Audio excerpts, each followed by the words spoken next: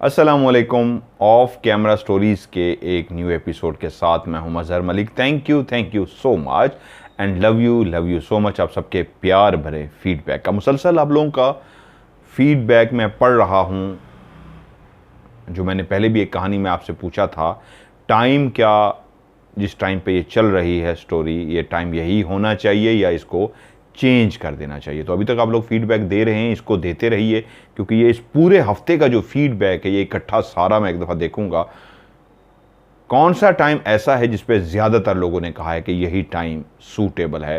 तो उसी टाइम पे ही इंशाल्लाह मैं एक कहानी आपको सुनाया करूंगा। कुछ लोगों ने कहा है 4 स्टोरियां ही रखें, ज़्यादा ना करें, कहीं आपके लिए भी मुश्किल ना हो, आपने अपनी पर्सनल लाइफ को भी देखनी है और कहीं ये भी ना हो जो मज़ा आ रहा है मज़ा कम हो जाए। कुछ लोगों ने कहा है पूरे 7 वीक के अंदर, ज़्यादातर लोगों ने लिखा हुआ है कहानी होनी चाहिए। तो उसके लिए फिर से मैं कह देता हूँ जी, अगर आप कहानी को आगे शेयर करते हैं और मुझे इसका मिलता है फीडबैक के ज़्यादा आप लोगों ने इसको शेयर किया, तो मैं हो सकता है इसको 5 दिन कर दूँ, Monday, Tuesday, Wednesday, Thursday and Friday, यानी कि सोमवार, मंगल, बुध, जुमेरात और जुमे के दिन भी इंशाल्लाह मैं आपको कहानी सुनाऊंगा। मैं अपनी भी कहानियां सुनाता हूं, लेकिन लोग जब मुझे कहानी अपनी भेजते हैं, ज़िंदगी की आप बीती सुन रखी होती है या उनके अपने साथ गुजरी होती है, तो जैसे भी वाक़यात होते हैं वो सब सच्चे वाक़यात होते हैं, तो इसलिए मैं आपके साथ शेयर करता हूं। आप लोग अगर कहेंगे तो मैं सिर्फ अपनी कहानियां भी सुना सकता हूं, लेकिन जो लोग मुझे भेजते हैं कहानियां वो कोई गैर नहीं, वो आप लोग ही हैं, MMTV की फैमिली है, तो उनकी भी वो ज़िंदगी के जो सच्चे वाक़यात हैं। तो इसलिए फिर मैंने 4 दिन किए, आगे 5 भी करने जा रहा हूँ कि अपनी कहानियाँ भी शामिल करूँगा और उन सब कहानियों को भी बीच में शामिल करूँगा। मैं सोच रहा हूँ एक लाइव शो ऐसा भी करूँ जिसमें आप लोग आके अपनी कहानी मेरे साथ शेयर करें, थोड़ी सी ज़्यादा क्या हुआ, कैसा वाक़या हुआ, या वो लोग भी उसमें हिस्सा ले सकते हैं जिनकी कहानी मैंने सुनाई, उन्होंने अपनी कहानी सुनी तो उनको कैसा लगा। तो इस तरह एक दिन लाइव का, जुमे वाले दिन तो लाइव रूहानियत के हवाले से होता है, एक लाइव मैं ऐसा ज़रूर करता हूँ जिसमें मौका दूंगा मैं आप सबको कि आप ज्वाइन करें और स्टोरी के हवाले से हम बात भी करें और लाइव आके आप अपनी कहानी सुनाना चाहें, वाक़या सुनाना चाहें तो आप वो भी सुना सकें। तो आज की कहानी जो मुझे भेजी है ये अच्छा क्या कहते हैं, ईद सर पे आ गई है, बल्कि मैं राय ले लेता हूँ आप लोगों की। जुमे वाले दिन मैं कोशिश करूँगा, बल्कि कल जुमा है तो कल ही लाइव बैठ के आप लोगों से मैं राय ले लेता हूँ और उसके बाद एक दिन एक डिसाइड कर लेते हैं, उस दिन फिर इंशाल्लाह हम लाइव स्टोरी भी एक दूसरे के साथ डिस्कस किया करेंगे। ये कहानी मुझे भेजी, इनका नाम है इमरान बलोच और तुर्बत बलोचिस्तान से इनका ताल्लुक़ है। तकरीबन आज से कुछ 70-75 साल पुरानी कहानी इन्होंने भेजी है। इनकी फैमिली के साथ हुए वो सच्चे वाक़यात जो आज भी ये लोग कहते हैं हम याद करते हैं तो बहुत ज़्यादा डर जाते हैं। अच्छा, ये इमरान भाई, आपने उससे पहले भी कहानियाँ भेजी हुई है, वो भी इंशाल्लाह मैं आगे शामिल कर लूँगा। अभी जो आप पहले आपने वॉइस मैसेज वाली भेजी हुई है नीचे, रिटर्न जो है वही अभी फ़िलहाल सुनाने जा रहा हूँ इंशाल्लाह, उनको भी मैं प्रोग्राम में इसी के साथ ही इंशाल्लाह शामिल करता हूँ, क्योंकि मैं ईद पे चाह रहा हूँ आपको एक ऐसा तोहफ़ा दूँ ईद वाले दिन कहानी का कि आप याद करेंगे कि कैसी ज़बरदस्त कहानी थी जो आपको मुद्दों याद रहेगी। पहली कहानी है उनकी ख़ानदान की एक बलोच औरत की कहानी जिसका नाम महनाज था। माहनाज आपने उर्दू में लिखा है, लेकिन नाम महनाज होता है या माहनाज है, मैं इसके लिए आपसे रब्ता नहीं कर सका, मैं इसलिए उसको महनाज ही कह देता हूँ। वो कहते हैं ये वो दौर था 70-75 साल पहले, इस दौर को मैं मोहब्बतों का दौर कहता हूँ। आप लोग भी अक्सर जब कहानी भेज रहे होते हैं, फीडबैक लिख रहे होते हैं, तो एक जुमला लिखते हैं, मदर भाई वही मोहब्बतों का दौर जिसका आप कहानी में जिक्र करते हैं। मेरी उम्र इतना ज़्यादा नहीं है 70-75 साल पुरानी कि मैंने माहौल देखा हो, लेकिन आज से 35 साल 30 साल पुराना जो माहौल है मुझे याद है, वो ऐसा मोहब्बतों भरा माहौल था जिसका कई दफ़ा कहानी में मैं जिक्र कर चुका हूँ। लोग एक दूसरे का दिल से ख्याल रखते थे, रियाकारी, दिखावा, झूठ, फरेब, धोखाधड़ी ऐसा नहीं था, अगर था तो ना होने के बराबर था। सच्चे और खरे लोग थे, एक दूसरे का ख्याल रखने वाले लोग, ऐसा ख्याल रखने वाले कि अगर गंदम की कटाई हो गई है और गंदम उस इलाके का सरदार है, चौधरी है, जो भी है, उसके पास पहुंची है, तो उसने वो तमाम उसके गांव के लोग जिसको वो जानता था कि हकदार हैं, उनके घर में अनाज पहुंचाना है, तो वो दाने, वो गंदम जो होती थी वो उनके घरों में उनके मांगे बगैर, उनके कहे बगैर उनके घरों में पहुंच जाती थी। और ये काम सिर्फ वहाँ का चौधरी या सरदार नहीं करता था, हर वो शख्स जो साहिब हैसियत होता था वो दूसरे के घर में अनाज पहुंचाता था। मेरे एक दोस्त हैं शाहबाज भाई, कहते हैं नाना अबू जब जिंदा थे मदर भाई, हमें पता ही नहीं था चीनी, आटा, फलां फलां फलां, वो बोरियां लेके आते थे घर में, कभी किसी चीज़ को लाना नहीं पड़ा था, हर चीज़ वाफिर मिकदार में इस तरह घर में होती थी, न सिर्फ घर के लिए काफ़ी थी बल्कि इधर उधर नाना अबू कहते थे बांट भी दो, और हम बांट भी देते थे। जब नाना अबू इस दुनिया से रुखसत हुए तब आटे घी का दाम मालूम हुआ, फिर पता लगा कि वो एक अकेला शख्स इतनी जिम्मेदारियां लेता था कि एहसास ही नहीं हुआ।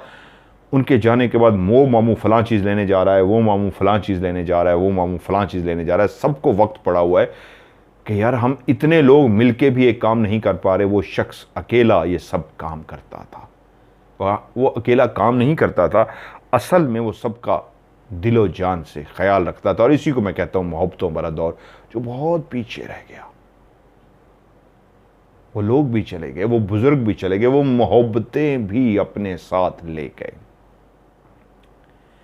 उसी ही मोहब्बत का दौर जो 70-75 साल तो और ज्यादा मोहब्बतों का दौर था, सादगी का दौर था।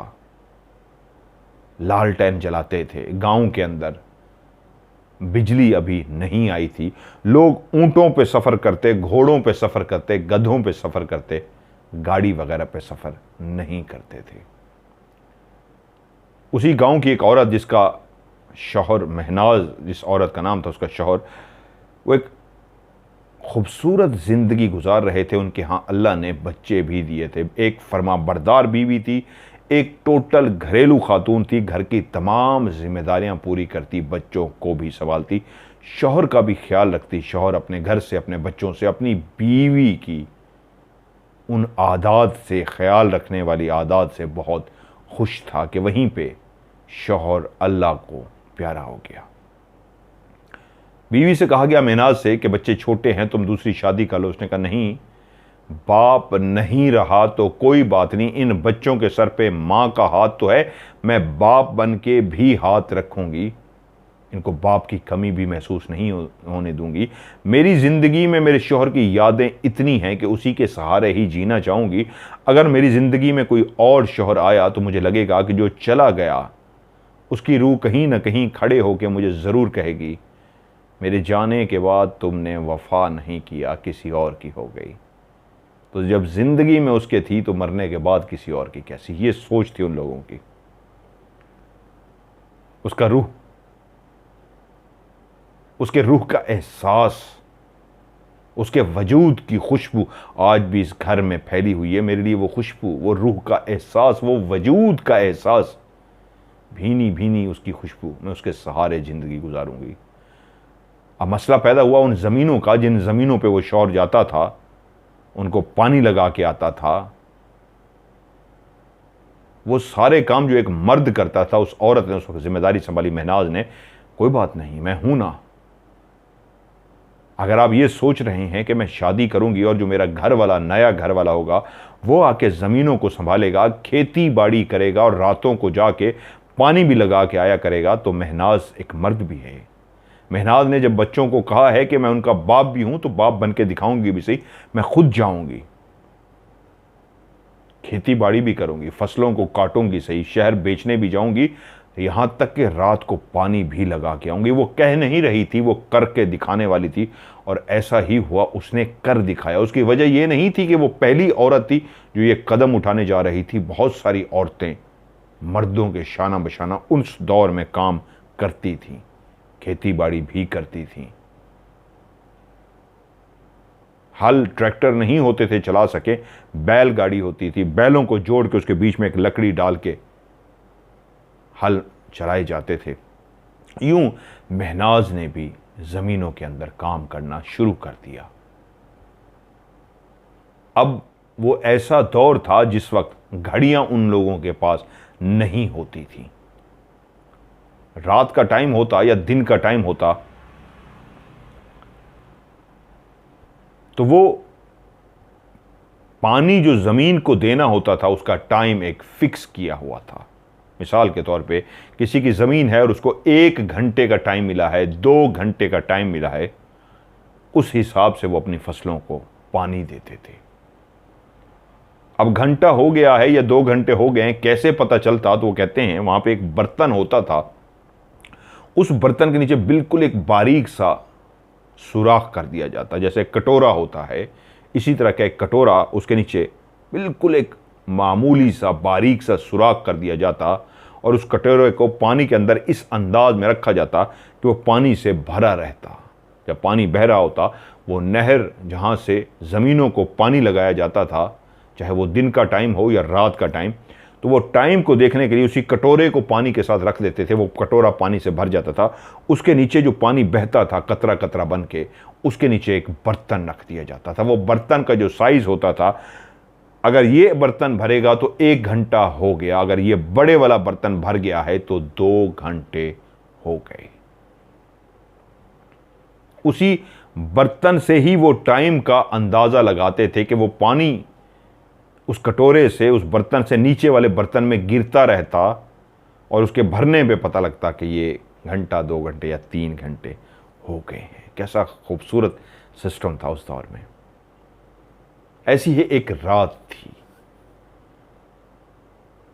आज चांदनी भी थी लेकिन रात के अंदर कुछ तारीकी भी इस अंदाज में थी कि जब वो अपने घर से निकली आज ज़मीनों को पानी देने के लिए, अपने ऊंट के पास गई तो उसने आसमान की तरफ देखा तो आज चांद भी निकला था, लेकिन चांद के आगे बादल थे, धुआं था, क्या था जो उसके आगे गुजरता तो वो चांदनी छुप जाती, गायब हो जाती एकदम से।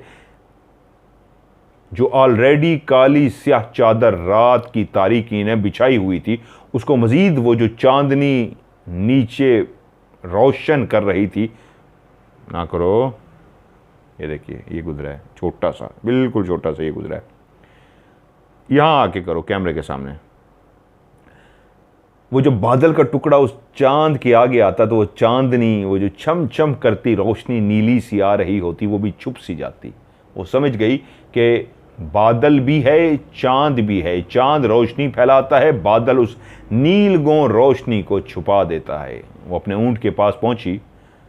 वो ऊंट कभी जो उसके शौहर के इस्तेमाल में था वो उसको भी इस्तेमाल करती थी और ज़मीनें घर से काफ़ी फासले पे थी, तो रात के पहर अपने ऊंट को उसने खड़ा किया और ऊंट पे सवार हुई। अपने वो वाले बर्तन भी रख लिए जिससे टाइम का अंदाज़ा लगाना था। महनाज ऊंट पे सवार होके उसी चांद और बादलों की कशमकश को आंख मचोली को देखते हुए आगे बढ़ रही थी कि बादल आगे आता है तो एकदम से अंधेरा हो जाता है और वो ऊंट जिस पे वो सवार थी, उसकी सवारी आहिस्ता आहिस्ता फासलों को कम करती अपनी मंजिल की तरफ रवां दवां थी, यहाँ तक कि वो अपनी ज़मीनों में पहुँच गई। जब वो वहाँ पे पहुँचती थी, शौहर भी ऐसे करता था, चाहे दिन हो या रात, और बीवी भी अब वैसे करती थी। वो बिल्कुल ऊंट जो था ज़बान समझता था, वो ज़बान जो इशारों की ज़बान थी, या इंसान उसको मुंह से जब कुछ आवाज़ें निकालता तो वो ऊंट समझ जाता था। वो पहुंची, एक खजूर का दरख्त था, उसके नीचे जाके इशारा किया जिस पे वो सवार थी, वो ऊंट ज़मीन पे बैठ गया। वो उससे नीचे उतरी और ऊंट का रस्सा उसी खजूर के साथ बांध दिया। ये बहुत ऊंची खजूर नहीं थी, ये बहुत नीचे वाली खजूर थी और उसके ऊपर खजूर भी लगे हुए थे। जानती थी अपने ऊंट को कि कभी भी ऐसा नहीं होगा, मेरा ऊंट जब तक मैं नहीं कहूंगी ऐसे ही बैठा रहेगा। वो चलती हुई गई, कटोरा उसने वहीं पे रखा जिस अंदाज से उसको पता लगना था कि घंटा हुआ या नहीं हुआ। उस जगह पे कटोरे को फंसा के पानी से जब भर गया तो उसने देखा नीचे वाले बर्तन में पानी गिरना शुरू हो गया, यानी टाइम शुरू हो चुका था। वो फौरन पहुंची उस जगह पे जहां से पानी बंद किया हुआ था, उसने उस जगह को खोल दिया ताकि उसकी ज़मीनों के अंदर पानी जाना शुरू हो जाए। ये वो वक्त था जब लोग अपनी बारी का इंतज़ार करते थे अपनी फसल में पानी लगाने के लिए, वो पानी जो नहरों का पानी होता था। अब तो नहरें ही खुश्क हो गई, ट्यूबवेल से पानी लगाया जाता है। वो पानी लगाती रही, उसने वो छोड़ दिया। वो देख रही थी पानी ज़मीनों के अंदर दाखिल हो रहा था। उसने एक छोटा सा राउंड लगाया, राउंड लगा के जैसे ही वापस आई, उसकी निगाह अपने ऊंट पे पड़ी तो एकदम से वो हैरान हो गई कि यार वाकई मेरा ऊंट इस तरह कर सकता है, जिसने आज तक ऐसा नहीं किया था। वो उस जगह पे बैठा हुए नहीं था, खड़ा हुआ था और ऊपर जो खजूरें लगी हुई थी वो उन खजूरों को खा रहा था। वह एकदम से भागती हुई अब उसने ऊंट के पास पहुंची और कहा, चख चख, क्या हो गया है बदबख्त तुझे? क्या कहेंगे वो महनाज रात आई थी और उसका ऊंट चरता रहा है, खजूर खा गया हमारे और उसने उसको मना तक भी नहीं किया। ये किसका खजूर है मुझे क्या पता? तू लोगों के अब खजूर खाएगा, तुझे अकल ही नहीं है बदबख्त, बैठ जा बैठ जा। और मुंह से इस तरह की आवाजें निकालने लगी जिससे वो ऊंट बैठ जाए। वो अपने ऊंट के पास नहीं गई थी, दूर से ही उसको गुस्से से इस तरह डांट रही थी, इजहार कर रही थी नाराजगी का कि क्या हरकत की है तुमने, और उसको इशारा करके इस तरह बिठाते हैं ऐसे हाथ का इशारा सा किया और ऊंट वो जो खजूर खा रहा था उसको छोड़ के ज़मीन पे बैठ गया। मुंह अपना उसने हिलाना शुरू कर दिया जैसे अभी भी वो खजूर खा रहा है। और वह हैरान हो रही थी, क्या हो गया है आज मेरे ऊंट को, इसने कैसी बुरी हरकत की है कि किसी की खजूरें हैं और ये खाना शुरू हो गया। आज से पहले तो इसने ऐसा नहीं किया। कुछ देर खड़े होकर उसको देखती रही जैसे अब ये हरकत तो नहीं करोगे ना, बैठे रहोगे यहीं पे। जब उसको यकीन हो गया कि ऊंट अब बैठा रहेगा, समझ गया है अब ये हरकत नहीं करेगा, वो चलती हुई वापस अपने खेतों में पहुंच गई और फिर से पानी को देखने लगी, जो पानी काफ़ी जगहों पे चला गया था और बाकी हिस्सों की तरफ जा रहा था। खेतों का जो पानी होता था, बहुत सारे लोग इसको जानते हैं और जो स्टोरी के लोग नहीं जानते, मैं बता दूं, एक ऐसा किसानों ने ज़बरदस्त सिस्टम बनाया होता था। बाकायदा पानी के रास्ते बने होते थे, सिर्फ एक मेन रास्ता था, वो जो नहर का टुकड़ा था जहाँ को काटा जाता था, वहीं से नहर से पानी जब उस ज़मीन के अंदर दाखिल होता तो आगे पूरा एक ऐसा सिस्टम बना होता था। पानी के लिए रास्ते बनाए होते थे कि पानी एक ज़मीन के एकड़ ज़मीन थी, उसको सैराब कर लिया, उसके अंदर पानी पहुँच गया तो उसकी सतह ऊपर नहीं होती थी। इस अंदाज का वो सिस्टम था कि उसके बाद फिर वो अगली ज़मीन के अंदर दाखिल हो जाता था।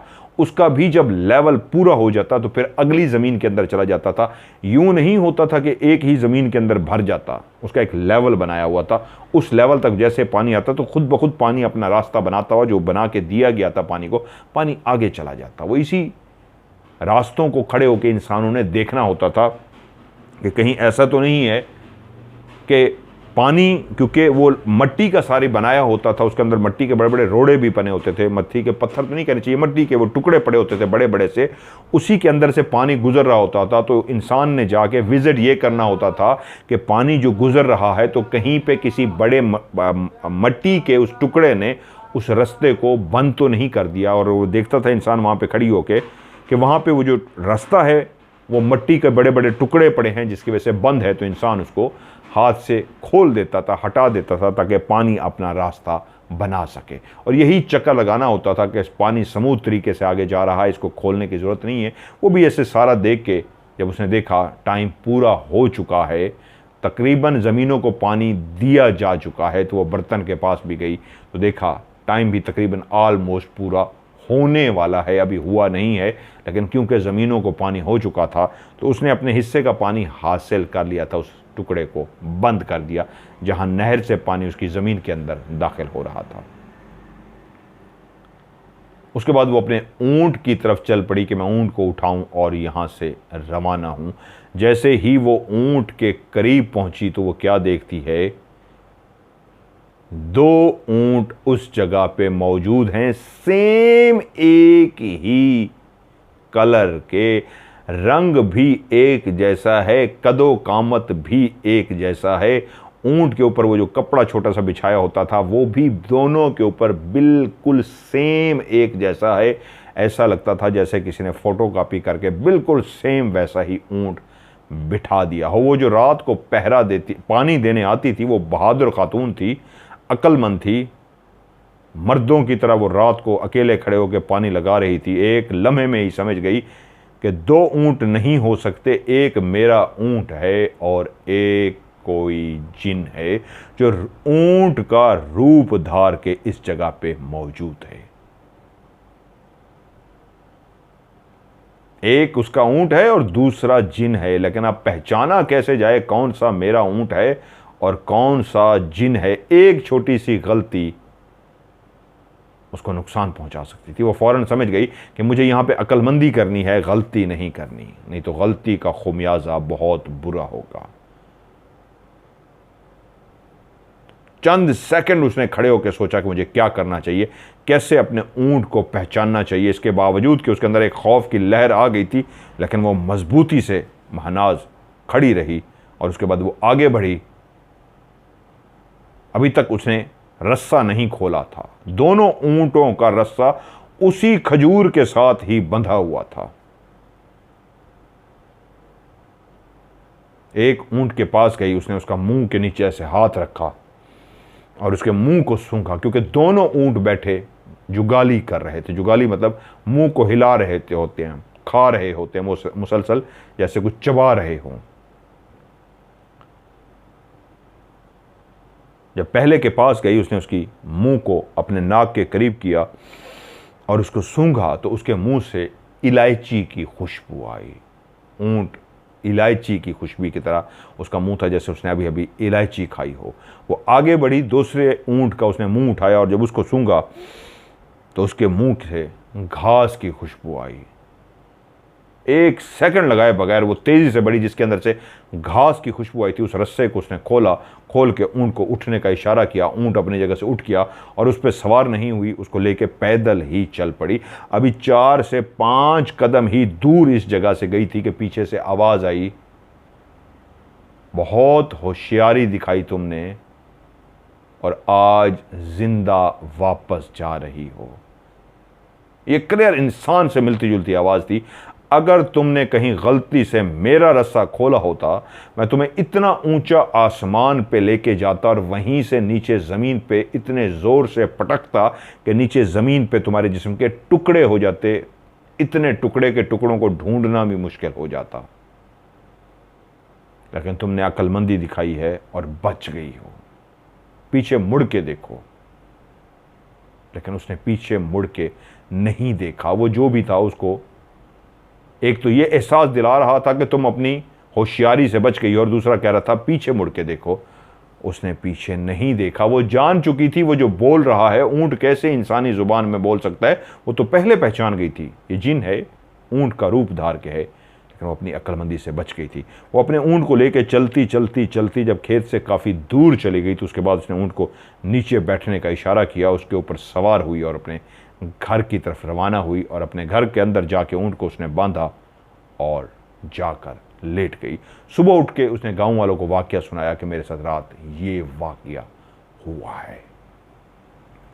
इसी तरह का एक और वाकया जो उस गांव में हुआ वो यही था कि उस वक्त के जो लोग थे, जो इस तरह कुछ लोग थे जो जिम्मेदारी करते थे, ज़मीनें थी उनकी, खेती बाड़ी उनके अंदर करते थे, और कुछ लोग जहाँ पे बागात थे खजूरों के, वहीं अंदर रहते झोंपड़े बना के। कच्चे मकान नहीं बनाते थे उस वक्त, तो होते ही कच्चे मकान थे। पक्के मकान तो सिर्फ शायद किसी नवाबों के, सरदारों के, चौधरियों के होते थे। गरीब कच्चे मकानों में ही रहते थे। मकान कच्चे, इंसान दिल के पक्के होते थे। अब मकान पक्के और इंसान दिल के कच्चे हो गए हैं। सच्चे होते थे, पक्के होते थे। मकान पक्के हैं, इंसान सच्चे नहीं रहे। उस वक्त मकान कच्चे, इंसान सच्चे। तो उन लोगों ने उन खजूरों के बागात के अंदर अपने झोंपड़े बनाए हुए थे। उन झोंपड़ों के अंदर वो रहते थे। झोंपड़े बनाए जाते थे, उन्हीं खजूरों के जो पत्ते होते थे उनको खुश्क कर लिया जाता। 4 कोनों पे बड़े बड़े बांस लगा दिए जाते, लकड़ी के बांस लगा के उनके इर्द गिर्द सारे वही खजूर के पत्ते लगा दिए जाते। यहां तक कि उसकी जो छत भी बनाई जाती थी वो खजूर के पत्तों से बनाई जाती थी। हाँ, जब बारिश होती थी तो वो छत जरूर टपकती थी। ऐसी छत नहीं थी कि बारिश का पानी नीचे ना गिरता। बारिश के मौसम में छत से पानी ज़रूर गिरता था नीचे। गरीब लोग थे, मेहनत करते, खजूरों का मौसम होता, खजूरें उन दरख्तों से तोड़ते, बेचते, खुश्क करते और उन्हीं ही खजूरों के ऊपर सारा साल गुजारा करते, पैसे बेच के कुछ पैसों से और मज़ीद उगाते। उनका रहन सहन, खाना पीना वही बागात की खजूरें थीं। वो कहते हैं हमारी एक दूर की खाला थी, वो भी उसी बाग के अंदर रहती थी। फ़र्दी नाम खाला शहनाज रख देते हैं, उनका नाम महनाज रियल था, इन्होंने खाला लफ्ज़ इस्तेमाल किया, मैं शहनाज कह देता हूँ। शहनाज की शादी हो चुकी थी और उसके यहाँ बच्चे की पैदाइश होने वाली थी। वो भी उन्हीं खजूर के दरख्तों में काम करती थी, सबके साथ हाथ बटाती थी। लेकिन उन दिनों में वो माँ बनने वाली थी, तो सब ने कहा था कि तुम काम ना किया करो, तुम माँ बनने वाली हो, रेस्ट किया करो। तो वो ज़्यादा टाइम अपना खजूरों के बाग में कुछ चक्कर वगैरह तो थोड़ा सा लगा लेती थी, काम नहीं करती थी, अपनी झोंपड़ी के अंदर ही रहती थी। उन झोंपड़ियों में बहुत कम लोगों ने चारपाइयाँ रखी हुई थी, ज़्यादातर नीचे उसी ही खजूर की एक चटाई बनाई होती थी। पिछले दिनों मैंने ऑफ कैमरा स्टोरी भी की है, घर के अंदर ज़मीन पे मैं बैठा हूँ चटाई बिछा के, उसी को चटाई कहते हैं जो खजूरों की बनी होती है। तो वो नीचे ज़मीन पे चटाइयाँ बिछी होती थी और उसी के ऊपर इंसान उठते बैठते और रात को सोते थे।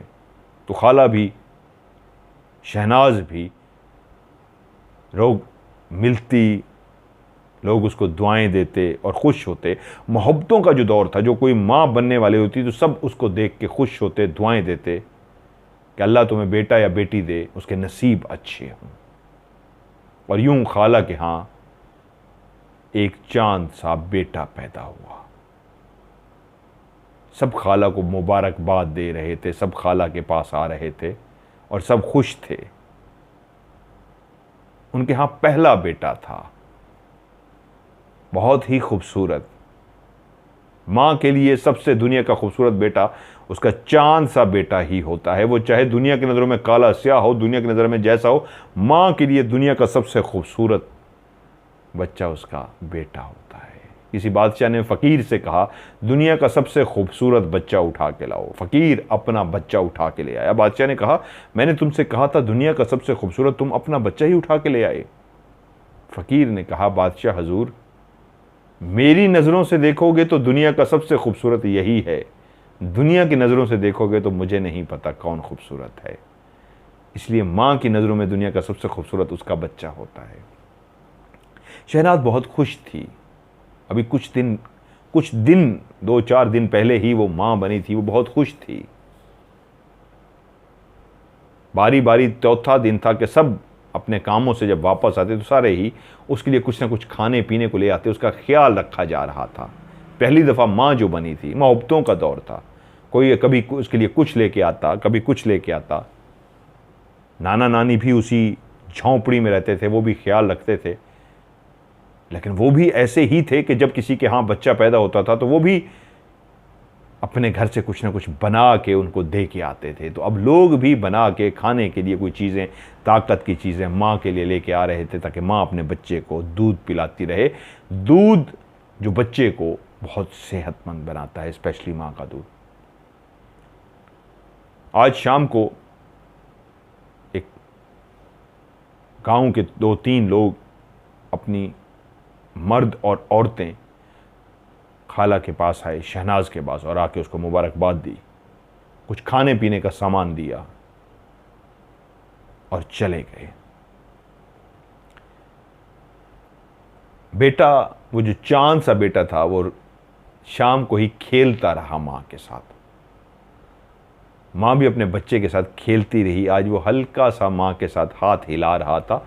आंखें तो अभी प्रॉपर नहीं खुली होती, लेकिन जब बच्चा खेलने से मुराद होता है अपने हाथ पाँव भी हिलाए तो माँ बहुत खुश होती है। तो वो खुश हो रही थी। वो सो गया। वो छोटा सा था, नन्हा सा था, वो सोता ही रहता था। हाँ, उसकी खुशबू हर तरफ फैल जाती थी, एक नया ताज़ा फूल जो खिला था। माँ बच्चे के साथ लेटी हुई थी। माँ की भी आंखें बंद होना शुरू हो गई। थोड़ी देर के बाद वो रोना शुरू हुआ। मां को अंदाजा हुआ बच्चे को भूख सी लगी है। लोग आहिस्ता आहिस्ता अब कामों से वापस आ चुके थे, अब खाना वगैरह खा रहे थे, रात हो चुकी थी। नाना नानी भी पास ही बैठे हुए थे, गपशप कर रहे थे। ये एक रूटीन का दिन था जो अब रात में बदल चुका था। हर तरफ तारीकी हो चुकी थी। यूं नाना नानी ने भी खाना खा लिया, शहनाज को खाना दिया, शहनाज ने भी खाना खा लिया, और वो नन्ना मुन्ना सा फूल, वो काका सो गया। सब अपनी अपनी झोंपड़ियों में सोने के लिए चले गए। ये लोग जल्दी सोने के आदी थे और सुबह जल्दी उठने के आदी। यूं खाना खाते ही सब सोने के लिए लेट गए। उस बाग की तारीकी, उस बाग की खामोशी में जहां परिंदे कई घंटे, 2-3 घंटे पहले ही सो गए थे, जैसे ही अंधेरा, अक्सर मैं अपनी कहानी में कहता हूं, अंधेरा छाने लगता है तो परिंदे शोर करते एक दूसरे को खुदा हाफिज करते करते सो जाते हैं। इंसान है जो मजीद 2-3 घंटे लगा ही देता है। यूं ये भी खाना खा के तकरीबन सब सो ही गए थे। बाहर अंधेरा फैला हुआ था। ये वही दौर था जिसपे लालटेन और दिए जलाए जाते थे। इस झोंपड़े में भी जो लालटेन और दिए जल रहे थे उनको बुझा दिया गया था। सोने का जो वक्त था, मां भी गहरी नींद सो रही थी। ये कैसा बाग था जिसके अंदर खजूरों के दरख्त भी थे, लेकिन जितने भी झोंपड़े बने हुए थे खजूरों की, उन खुश्क पत्तों से बने हुए थे कि रात के टाइम वो पत्ते, अक्सर हवा भी जलती तो शोर पैदा करते, पत्तों की सरसराहट भी होती, लेकिन ये लोग आदी थे, सोए रहते। हाँ, कोई शोर करता तो उठ जाते, कोई जानवर आ गया है, कुछ हो गया है, कोई मसला हो गया है, कोई सांप आ गया है, कोई भेड़िया आ गया है। जानवर भी आते थे, वहां पे सांप भी होते थे। शहनाज सोई हुई थी कि उसकी आंख उसी आवाज से खुली जो उसके बेटे की रोने की आवाज थी। मां तो इस अंदाज में सोचती है कि बच्चा अभी हल्का सा रोता है तो मां जाग जाती है। अभी चंद दिन पहले ही तो इस दुनिया में आया था और पहला बच्चा था, तो वो हर वक्त उसकी तवज्जो रखती थी उसके ऊपर कि मेरा बेटा ऐसा ना हो कि रोता रहे और मैं सोई रहूं। जैसे ही वो रोया तो शहनाज उठ गई, लेकिन जैसे ही उठी उसको ऐसा महसूस हुआ कि उसके नाक के अंदर इतनी ज्यादा बदबू आई है, इतनी ज्यादा बुरी बदबू आई है कि वो आंखें खोलते ही उसको एहसास हुआ कि ये कितनी बहुत ही बुरी बदबू है। वो उसके दिमाग पे चढ़ रही थी। आंख तो बच्चे के रोने से खुली थी, लेकिन उस बदबू को जैसे ही उसके दिमाग पे सवार हुई तो उसी लम्हे उसने देखा कोई भागा है और उसी के पीछे उसका जो ससुर था वो भी तेजी से भागा है। अंधेरा था, रात का टाइम था, वो कुछ भी ना समझ पाई कि ये क्या हुआ है। एकदम से उठी, वो बूढ़ी सास भी उठ गई क्योंकि उसका ससुर जो था वो एक नेक अल्लाह वाला बंदा था, अमलियात करता था, वज़ाइफ करता था, सब उसके पास दम दरूद के लिए भी आते थे। वो भी उन्हीं बागात में काम करता था, लेकिन उसके साथ साथ वो भी किसी को नज़र लग जाती, कोई सर में दर्द होता तो वो दम वगैरह कर देता था। सब जानते थे कि ये अमलियात भी करता है, फ़ी सबीलिल्लाह लोगों की मदद भी करता है। जैसे ही उसने देखा कि वो पीछे किसी के भागा है तो वो भी माँ थी, एकदम से उठी, अपने बच्चे को उठा के सीने से लगाया। या अल्लाह क्या हुआ है, और बच्चे को सीने से लगाए हुए बाहर निकल के आई तो उसको तेज तेज दौड़ने की आवाज़ आ रही थी। कोई आगे भाग रहा था और उसका ससुर उसके पीछे भाग रहा था, जिससे उसको अंदाज़ा हुआ कोई मामला गड़बड़ है, भागने की आवाज़ें हैं। और इतनी गंदी बू है, इतनी गंदी बू है कि उसको समझ नहीं आ रहा था वो क्या करे। तो उसने चीखना चिल्लाना शुरू कर दिया। शहनाज ने, मदद करो, मेरी मदद करो, मेरी मदद करो। वो जितने भी अपने अपने झोंपड़े में सोए हुए थे, जिस जिसको आवाज़ गई वो सारे के सारे उठ के बैठ गए और सारे बाहर निकल के आ गए। क्या हुआ है, क्या हुआ है? तो शहनाज ने बताया कि मेरा बेटा ऐसा रोया है, एकदम से मेरी आंख खुली है, अभी मैं जागी ही हूँ, तो मुझे बहुत बुरी बदबू आई है और उसी लम्हे मैंने देखा है किसी को भागने की आवाज़ सुनी और मेरा ससुर भी उसके पीछे भाग पड़ा है। तो सब बोले वो तो तुमने जैसे ही आवाज़ निकाली मदद करो मदद करो, हमारी भी आंख खुली। आंख खुलते ही पहली चीज़ जो हमने महसूस की है वो बदबू थी जो हर तरफ फैली हुई है। ये खौफनाक किस्म की बदबू है, इससे पहले इतनी बड़ी बदबू हमने नहीं सूंघी। और झोंपड़े करीब करीब भी थे, दूर दूर भी थे, वो सब इकट्ठे हो चुके थे और सब कह रहे थे हाँ ये बदबू हमने भी सूंघी है। ऐसा कौन सा जानवर बदबूदार गुजरा है, ये क्या हुआ है जिसके गुजरने से हर तरफ बदबू ही बदबू फैल गई है। क्योंकि अभी फिलहाल शहनाज ही थी इसी आबादी के अंदर जो नई माँ बनी थी 4-5 दिन पहले, जिसके यहाँ बच्चा पैदा हुआ था, तो वो सारे जमा हो गए शहनाज के इर्द गिर्द ही उसको तहफ़्फ़ुज़ देने के लिए कि महफूज रहे। कहीं कहीं क्या मसला है, जब तक उसका ससुर वापस नहीं आ जाता हम यहीं पे हैं।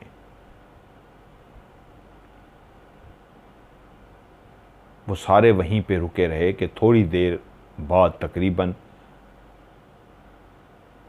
40-45 मिनट के बाद, एक अंदाजे से इतना टाइम, आधा घंटा या 40-45 मिनट के बाद, उन्होंने देखा उनका ससुर हाँफता कांपता वापस आ गया। सब जमा थे और उसे पूछना शुरू हो गए क्या हुआ है, किसके पीछे आप भागे थे, और ये बदबू अजीबो गरीब सी बहुत बुरी बदबू जो हमने इससे पहले कभी नहीं सूंघी, ये किस चीज़ की थी। उसने कहा मैं आराम से आप लोगों को बताता हूं, लेकिन सबसे पहले शहनाज से पूछा बच्चा कहाँ है। उसने कहा ये मेरे सीने से। उसने कहा ये ठीक है। उसने कहा हाँ ये बिल्कुल ठीक है। उसने कहा कोई मसला तो नहीं हुआ। उसने कहा नहीं। क्या बात है बताइए। तो उसने कहा हुआ यूं है, मैं असल में कहानी सुनाते सुनाते जब मैं चुप हूँ ना, थोड़ा सा एक गैप लूँ, तो इसका मतलब है इर्द गिर्द कुछ मैंने देखा है, कोई शरारत हुई है, तो इसलिए मैं, हो रहा होता है ना इधर सब कुछ, मुझे नहीं पता। एक दफ़ा तो ये गिरा दिया था, यहाँ भी हरकत कर सकते हैं, लेकिन ये हरकत चलती रहती है। तो उसने बताना शुरू किया कि मैं भी लेटा हुआ था कि मुझे एकदम से रूहानियत, क्योंकि मेरी उसने का फील्ड है, एकदम से बुरी स्मेल आना शुरू हो गई। और जब बहुत बुरी स्मेल आना शुरू हो गई तो एकदम से मेरी आंख खुल गई कि ये कितनी बुरी स्मेल है। और वो स्मेल बिल्कुल मेरे करीब आती जा रही थी। जो पहले दूर से आ रही थी वो बिल्कुल फिर मेरे करीब आती गई, करीब आती गई, यहाँ तक कि वो इतनी करीब आ गई कि मैंने आंखें तो खोली हुई थी, मैंने देखा झोंपड़ी के दरवाजे पे कोई एक औरत खड़ी है, काली स्याह औरत। और वो जो बदबू थी उसी काली स्याह औरत से आ रही थी। उसकी ज़बान बाहर निकली हुई थी और वो दरवाजे पे खड़ी होके इस मासूम बच्चे को देख रही थी। जिन नज़रों से वो देख रही थी उसी लम्हे में समझ गया था मामला गड़बड़ है। तो मैं अपनी जगह से उठने ही लगा तो उसने मुझे देख लिया कि मैं जाग रहा हूँ और उठने लगा हूँ, तो वो एकदम से भागी है, मैं भी उसके पीछे भाग पड़ा हूँ। वो भी दौड़ती रही है, मैं भी उसके पीछे इसलिए तेज़ दौड़ पाया हूँ कि मैं कुरानी आयात का विर्द करता रहा। मैं कुरानी आयात का शायद विर्द ना करता तो उसको कभी भी ना पकड़ सकता, उसकी स्पीड बहुत तेज़ होती। खैर मैं भागता रहा, भागता रहा, भागता रहा, और काफ़ी दूर जाके आखिरकार मैंने उसको पीछे गुत्त से, बालों से पकड़ ही लिया। उसके करीब खड़े हुए मुझे ऐसे लग रहा था मुझे उल्टी आ जाएगी, मैं गिर पड़ूंगा, इतनी बदबू थी उसके अंदर से। मैंने पूछा कौन है तू और क्या खड़ी देख रही थी, मुझे पता तो लग गया है, अपने मुंह से बता। तो वो औरत बोली मुझे छोड़ दीजिए। तो वो बोले मैं तुझे छोड़ दूंगा, लेकिन पहले तू मुझे बता तू कौन है। उसने कहा अगर आप मुझसे वादा करते हैं तो मैं सब कुछ बताने को तैयार हूँ। आप अल्लाह के नेक बंदे हैं, आप रूहानियत जानते हैं, इसलिए मैं आपको सच बता दूंगी, लेकिन खुदारा मुझे माफ़ कर दीजिए। उसने कहा ठीक है, मैं तुमसे वादा करता हूँ, मैं देखूँगा तुम्हारे साथ बुरा सलूक ना हो, बताओ तुम कौन हो। उसने कहा अपने वादे को निभाइएगा, मैं एक जादूगरनी हूँ, मैं इस जगह से गुजर रही थी तो मुझे एकदम से नए बच्चे की खुशबू आई जो अभी कुछ दिन पहले ही पैदा हुआ था। जैसे ही मुझे नए बच्चे की खुशबू आई तो मैं फौरी तौर पे बर्दाश्त नहीं कर सकी और चलती हुई पास आ गई और उसी खुशबू को सूंघते सूंघते उसी झोंपड़े के ऊपर पहुंच गई। मैं ये चाहती थी कि उस बच्चे का दिल निकालूं और खा जाऊं। मेरे मुंह में पानी भर आया था कि मैंने नए बच्चे का दिल खाना है, और आप जानते हैं नए बच्चे का दिल खा के मुझे कितनी ताकत मिलती। लेकिन मेरी निगाह जैसे ही आप पे पड़ी तो उसी वक्त मुझे अंदाज़ा हो गया था ये ना सिर्फ ये शख्स जाग रहा है बल्कि ये ताकत भी रखता है, वज़ाइफ भी करता है। तो उसी वक्त आपको समझ गई थी और आपसे जान बचा के भागी थी, लेकिन मुझे पता था कि आप मुझे पकड़ लेंगे। आपकी जगह पे कोई और होता तो मैं रुक के उसी का दिल खा जाती, लेकिन मैं आपको जान गई थी कि ये अल्लाह वाला है, ये नेक शख्स है, मैं इसको नुकसान नहीं पहुंचा सकती। आपसे अपनी ज़िंदगी को बचाना मकसद था, लेकिन मुझे पता था मैं आपसे तेज़ नहीं भाग सकूंगी। कोई और होता तो उस पर मैं जादू करके उसको वहीं रोक देती, वो भाग ही ना सकता और मैं बहुत दूर भाग दी, लेकिन आपने मुझे पकड़ ही लिया। ये सब सच है, लफ्ज़ ब लफ्ज़ सच है जो मैंने आपको बता दिया है। आपने अब आपसे मुझसे वादा किया है, मुझे छोड़ दीजिए। उन्होंने कहा, हाँ मैंने कहा था मैं तुम्हें छोड़ दूंगा, लेकिन मैं भी एक वादा लेना चाहता हूं। जादू तो तुम्हारा मैं ख़त्म कर दूंगा, बाल तो मैं तुम्हारे काट दूंगा, हाँ तुम्हारी ज़िंदगी बख्श दूंगा और तुमसे वादा करूंगा, वादा लूंगा कि तुम दोबारा कभी जादू नहीं करोगे। अभी तुम्हारे अंदर जितना भी ताकत और शक्ति है ये मैं तुम्हारे बाल काट के ख़त्म कर रहा हूं, लेकिन ज़िंदगी उस सूरत में बख्शूंगा जब मुझे वादा दो कि ज़िंदगी में दोबारा कभी भी दोबारा जादू नहीं करोगी। उसने कहा, मुझे पता है आप अल्लाह के नेक बंदे और आप ऐसा कर सकते हैं, मेरा इल्म मुझे बता रहा है, मेरा जादू मुझे बता रहा है, आप वाकई मुझे जान से भी मार सकते हैं। मैं हर तरह का कसम, हर तरह का हल्फ देने को तैयार हूं, दोबारा जादू नहीं करूंगी, आप बेशक मेरे बाल ना काटे। तो वो बोले, नहीं बाल तो मैं काटूंगा, बाल तो मैं काटूंगा, हाँ तुम्हारी ज़िंदगी कसम देने पे छोड़ूंगा। तो वो बोली, आप जो कसम मुझे देगो मुझे हाजिर है। तो उन्होंने कहा, चलो मेरे साथ, मैं इन बालों को काटता हूं। उस औरत ने कहा, रुकिए, और उसने खुद से अंदर से, कपड़ों के अंदर से छुरी निकाल के उनको दे दी, ये लीजिए आप मेरे बाल काट दीजिए, क्योंकि वो जान गई थी कि ये चाहे तो अपने अमल से मुझे मार भी सकता है। तो उन्होंने उसके बाल काट दिए। जब उसके बाल कट गए तो वो कहती है, आप जानते हैं मेरा जादू ख़त्म हो चुका, अब मैं कसम खाने को भी तैयार हूं कि मैं दोबारा जादू नहीं करूंगी। तो उन्होंने उसको कसम दी इस तरह की कि वो दोबारा कभी ज़िंदगी में जादू ना कर सके। इस कसम पे उन्होंने उसकी जान बख्शी और कहा, जाओ दोबारा कभी यहाँ लौट के भी ना आना और जादू भी ना करना। और उसके बाद वो चली गई। और तभी आते ही उन्होंने पूछा कि बच्चा खैरियत से? उन्होंने कहा, हाँ बच्चा खैरियत से है, वो जा चुकी है। और उनके हाथ में जो बाल थे वो उसी औरत के ही बाल थे, वो जो लेके आए थे। उसी वक्त उन्होंने कहा, आग जलाओ। आग जलाई गई और उसी जादूगरनी के बाल जो उनके हाथ में थे उन्होंने अपने सामने ही उस आग के अंदर डाल के जला दिए। और उसके बाद शहनाज कई रातों तक सो नहीं सकी, दिन को सो लेती थी, रात को अपने बच्चे की हिफाजत के लिए जागती रहती थी और बाहर घूरती रहती थी कि फिर से कोई जादूगरनी या फिर से मेरे बच्चे के साथ कोई वाक़या ना हो सके। लेकिन काफ़ी अरसे के बाद दोबारा वहाँ पे कोई मसला नहीं हुआ। ये दो कहानियाँ जो मुझे उन्होंने भेजी, इमरान खान ने, जो इनका नाम इमरान बलोच भी है, उन्होंने इमरान खान भी लिखा है जो उनके इलाके की है। उनकी कुछ और कहानियाँ भी इंशाल्लाह वो भी आगे मैं प्रोग्राम में शामिल करूँगा। तो एंड में वही कहूँगा फिर से आप सबको बहुत ज़्यादा एडवांस में ईद मुबारक। ईद पे तो हमारी साथ मुलाकात होगी इंशाल्लाह। और जिन लोगों ने पैसे भेजे हैं जी, हकदारों तक पहुँच भी गए हैं, मज़ीद जो आ रहे हैं इंशाल्लाह वो पहुँच भी जाएंगे। अल्लाह ताला आपको इस दुनिया में और आखिरत में इंशाअल्लाह ताला इसका अजर देगा। जज़ाकल्लाह जज़ाकल्लाह जज़ाकल्लाह। और यही ज़िंदगी है जब हम दूसरों के काम आते हैं। मैं एक लफ्ज़ कहता होता हूँ, अल्लाह से कमेटी डालना। आप अल्लाह की मखलूक से प्यार करें, अल्लाह आपसे प्यार करेगा। अल्लाह के साथ कमेटी डालें, कमेटी से मुराद अल्लाह की राह में ख़र्च करें, अल्लाह की मखलूक के लिए ख़र्च करें। अल्लाह आपको उसे डबल नहीं ट्रिपल देगा। उससे जितना देंगे आप उससे कई गुना ज़्यादा। आप लाख देंगे आपको 4 लाख मिलेगा। अल्लाह इस तरह करता है आपके साथ। तो अल्लाह की मखलूक की मदद लोग कर भी रहे हैं, मज़ीद भी करना चाहें तो आप कैश लिखें, CASH कैश, तो मैं आपको बैंक अकाउंट भेज दूंगा इंशाल्लाह। आप उस पर सेंड कीजिए। और नंबर है मेरा व्हाट्सअप का 00923136655500। और पाकिस्तान से डायरेक्ट आप जैज़ कैश ईजी को ऐसा कर सकते हैं। इसी नंबर पे जैज़ कैश बना हुआ है 031366555500। आप मुझे स्टोरी लिख के भी भेज सकते हैं, वॉइस मैसेज भी करके सेंड कर सकते हैं, लेकिन आखिरी लफ्ज़ आपने STORY या OCS लाजमी लिखना है। OCS और स्टोरी अगर आप आखिर में नहीं लिखेंगे तो कहानी प्रोग्राम में शामिल नहीं होगी। भेजना इसी सेम नंबर पे जिस पे आपने कैश लिखना है, 0092 या फिर +923136655500। आज की ऑफ कैमरा स्टोरी से मजहर मलिक को दीजिए इजाज़त। अपना ढेर सारा ख्याल रखिएगा। खुदा हाफिज़।